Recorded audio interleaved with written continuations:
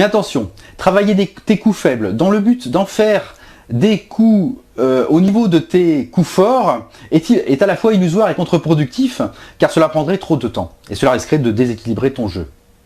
En revanche, utiliser une partie de ton entraînement pour transformer ces coups faibles en coups neutres sera un investissement très rentable pour ton jeu.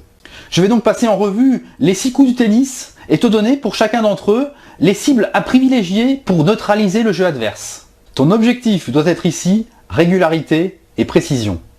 En coup droit et en revers de fond de court, pour commencer, tu dois être capable de jouer long et croisé.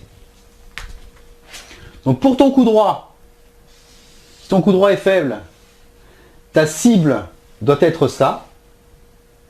Et en revers, si tu es droitier, ta cible doit être exactement la même. En fond de court, la meilleure défense, c'est la longueur de balle. Si tu arrives à produire régulièrement une balle longue et croisée, ça te fera prendre moins de risques, eh bien, tu obligeras ton adversaire à prendre un risque si celui-ci veut attaquer. Si tu as une volée faible, je te conseille tout d'abord de monter uniquement sur les coups où tu as largement débordé ton adversaire. Ensuite, il te suffit de jouer dans l'autre hémisphère, dans l'autre côté, du côté dans lequel tu as joué la balle pour terminer le point.